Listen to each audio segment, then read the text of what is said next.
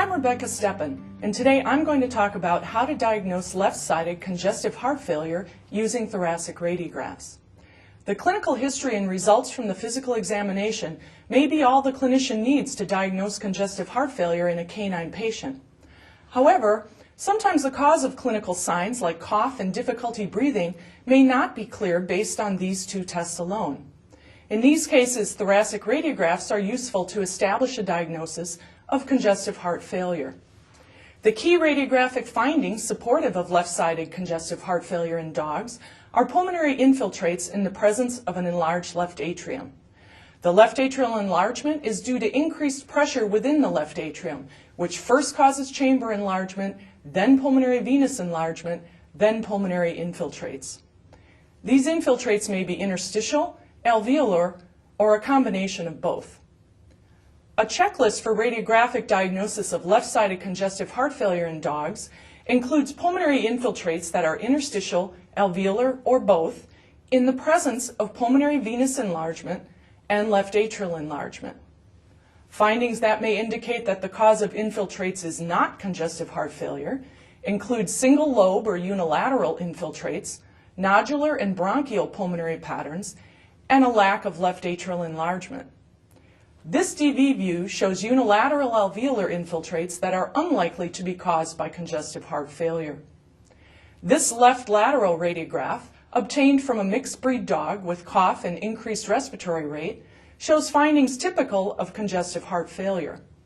As you can see, the cardiac silhouette is grossly enlarged.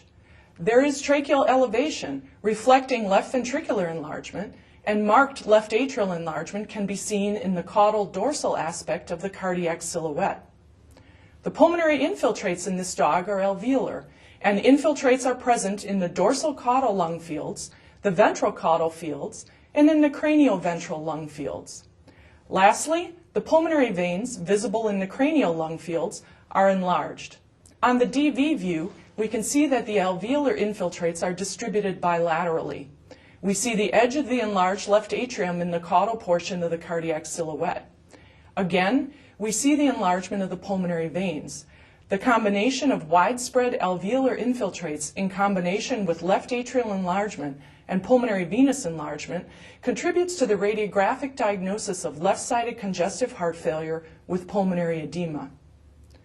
Let's compare those findings with those of this dog, who also has a cough and an increased respiratory rate.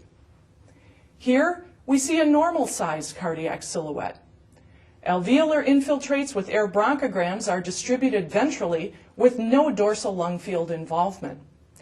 On the DV view, the infiltrates are one-sided.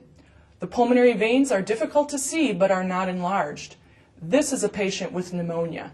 Reading thoracic radiographs can be challenging, but when your patient has clinical signs suggestive of heart failure, identifying interstitial or alveolar pulmonary infiltrates in the presence of left atrial enlargement and pulmonary venous enlargement is a reliable way to identify left-sided congestive heart failure.